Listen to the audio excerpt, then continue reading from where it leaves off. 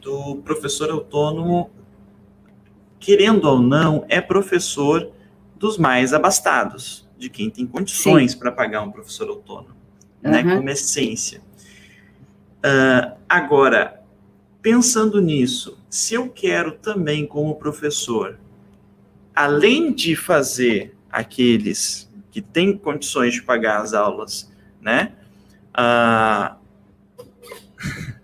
além de fazer aqueles que têm condições de pagar as aulas refletirem mais dentro da nossa área do conhecimento, ou também outros tópicos que venham a emergir no meio da aula, além disso, eu quiser atender também toda uma população que não teria condições de pagar a aula no preço que eu cobro, o que eu faço? Eu dou desconto? Eu diminuo o meu preço? O que eu faço, Marisa, se eu tenho esse desejo? Olha, eu tenho visto que em alguns cursos existem as chamadas vagas sociais, né? Em cursos online eu andei olhando alguns e as pessoas, né, os professores fazem vagas sociais. Eu particularmente, né, a minha experiência, eu todo ano eu tenho alunos que eu decidi que eu não vou cobrar. E eu não quero cobrar, e ponto final. É uma decisão minha e acabou-se, né? Podem falar o que quiserem, mas é uma decisão minha e ponto. E uma outra coisa que por anos eu fiz é dar aula na Biblioteca Pública de Jundiaí. Então, por anos, às quartas-feiras à noite, nós tínhamos uma aula de redação para vestibular, né? E aí eu tive vários alunos, eu tenho alunos hoje formados, assim, mais próximos, né? Um de filosofia, que é professor, um que é médico, uma que fez engenharia química, atualmente mora nos Estados Unidos, trabalha lá, né? E uma outra fez letras, enfim, vários alunos. E eu fiz isso porque eu quis, porque foi uma forma de exercer o meu papel social um pouco além dos limites da escola. E também é uma decisão minha. Sim, né? Sim. E o professor autônomo, então, ele pode decidir ter um papel social que vai além dos limites da sua aula particular ou da sua aula paga. Sim. Então, isso é uma sugestão que eu geralmente dou para aqueles professores que eu vejo muitos. Inclusive, um dia recebi um textão, nem sei se eu cheguei a contar isso para ti, Marisa, um textão, uma crítica bem pesada, digamos assim, de uma professora, falando que ao ensinar os professores a cobrar mais caro, né? E falando que no Brasil existem, porque quando eu falo assim, alguns professores têm medo de cobrar caro, e eu falo assim, pessoal, tem muita gente, mas quem vai pagar por R$500 por mês, R$1.000 por mês? Eu falo, pessoal, tem muita gente com muita condição financeira no Brasil. É um país extremamente desigual. Desigualdade não significa só pobreza.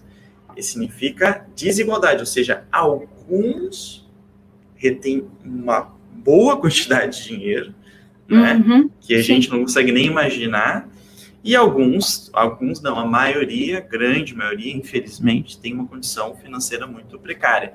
E eu falo, você consegue atingir esses alguns que conseguem pagar. E eu falar isso gerou uma crítica dessa professora, que ela falou, então você está se aproveitando da desigualdade social e ampliando essa desigualdade social, né? E eu falei, bom, mas é papel não. Pode ser papel do professor, caso ele se sinta incomodado de vender suas aulas, mesmo ele tendo consciência que mesmo com as pessoas mais ricas também existe uma transformação social, ao trazer conhecimento, ao trazer reflexão, ao trazer crítica para essas pessoas, né? Também existe essa transformação social, também existe esse papel social. Mesmo assim, tu pode, eu falei isso para ela, né? Tu pode abrir, como a Marisa disse, vagas de bolsas, né? Bolsas, né? Cotas sociais, de bolsistas, assim, dentro de você como professor particular, atender em ONGs, né? Atender em trabalhos sociais. Orfanatos. orfanatos. Existem casas de passagem. Eu acho que as casas de passagem, elas são mais complicadas e doloridas que orfanatos. Casas de passagem são crianças que ainda não foram para o orfanato, né? Mas elas saíram da tutela dos pais. Então, elas ficam ali. Né? Eu conheci uma moça que aqui em Jundiaí, ela trabalhou numa casa de passagem e ela trabalhou com as crianças a escrita da história. Porque uma coisa que acontece com uma criança que é adotada, principalmente se ela for adotada mais velha, ela fica sem passado. Sabe? Eu tenho um cachorro que eu adotei, que é o Cristóvão, que de vez em quando anda por aqui. Cristóvão. É o Cristóvão. Quando o veterinário me perguntou qual o nome que você vai dar para ele, eu olhei para ele e falei, você é Cristóvão. Né?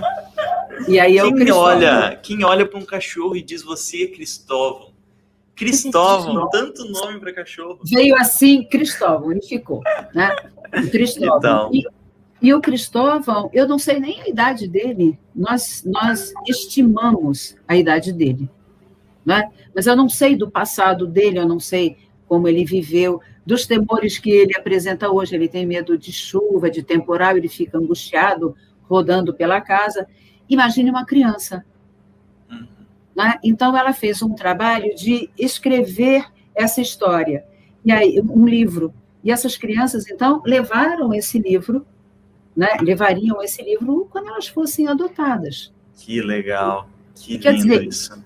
A gente pode fazer muita coisa além né, das nossas aulas, não há problema nenhum. Não há problema, porque o conhecimento do professor, ele é uma coisa, eu estava pensando, eu reflito muito no chuveiro tomando banho.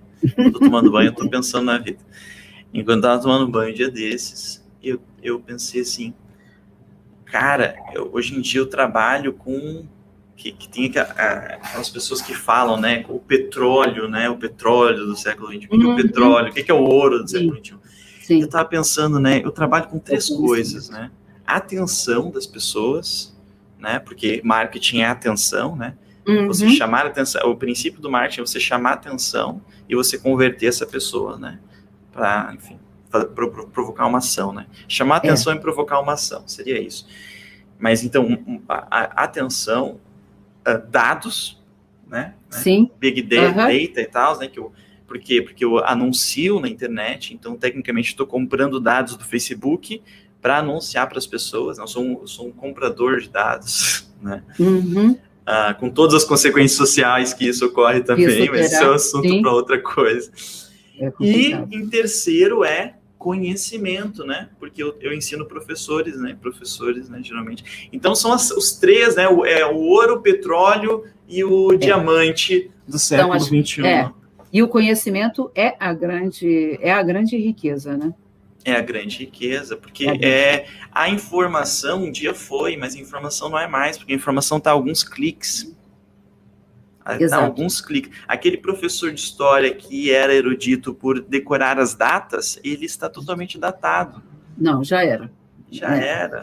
Né? Ou aquele professor de inglês que decorava o nome só dos termos. É óbvio que ter vocabulário importante. É óbvio que o professor de história tem que lembrar o período histórico que aconteceu. Sim, ele tem que ter minimamente a linha do tempo, né? Isso ele precisa ter. Exato. Agora, porque daí tu vai transformar essa informação em conhecimento. Então, pode ser que eu seja o cara do inglês que é capaz de saber cada objeto, né? Um martelo, uma extensão, um violão, uma câmera, tudo isso eu sei a tradução para inglês. Né? Agora, quando eu chego lá, eu não consigo me comunicar em inglês. Sim, porque você não consegue articular isso tudo. Né? Assim como eu posso decorar os dados. 1º de abril de 1964, no 22 de setembro, né? Eu posso decorar as datas, mas quando alguém for fazer um debate histórico comigo, ou quando eu quero fazer uma reflexão histórica, quando eu ouço a frase do Hobsbawm de você serve aos poderes que são, né, dos 300 anos, como é que é a frase? Exatamente? Assim, textualmente, eu não me lembro. Não lembra? textualmente enfim, não, mas ele fala poderes, do que nós né? servimos aos poderes e às forças atuantes. E daí que adianta o professor de história saber as datas exatamente, mas ele não ouvir essa frase do Hobsbawm e entender o que aconteceu nos últimos 300 anos, o que são as forças atuantes, entende? E aí, olha, do que você me falou, né? O que só fazendo uma análise né, do posicionamento, né? É só isso. Quando eu digo que você está, quando você diz, olha, eu cobro tanto a aula e tal, né? E aí eu digo, não, mas você está servindo às desigualdades, eu não me dou conta de que, a bem da verdade, eu estou servindo a essas forças dominantes, né? que configuraram os últimos séculos, porque eu estou reforçando a ideia de sacerdócio. E aí eu não preciso cobrar, sabe? Observa como é um jogo danado. O que existe por trás? Então, quando eu faço... Eu posso fazer essa crítica a você sem eu perceber, eu estou negando a você o seu direito de valorizar o seu trabalho, porque eu fui formada dentro de uma história de desvalorização do trabalho do professor. E a quem isso serve? Aqueles que detêm o poder. Então, quando tu pode achar que tu tá, né, num dos lados, ou ajudando, né?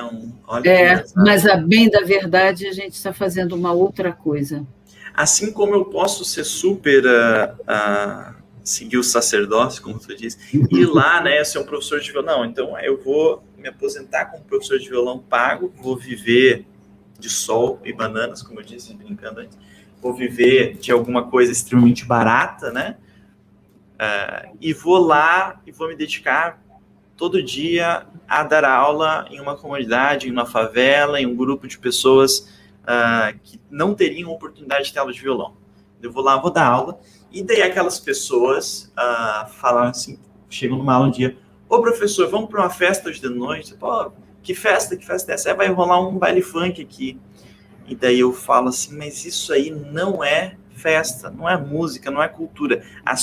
Você olha nos olhos daquele garoto, daquele jovem negro de periferia, que vive aquilo e que se diverte num baile de funk, você olha nos olhos dele e diz, não, o que você sente, o que você considera como cultura, aquilo que embala o seu corpo, não é nem música. Isso é brutal. Né? Isso é brutal. E daí aquele professor que acha que está fazendo uma grande diferença, tendo um grande papel social, ele vai lá e ele sem cobrar nada, né? Sem cobrar, ele está servindo as forças que estiveram vigentes nos últimos 300 anos.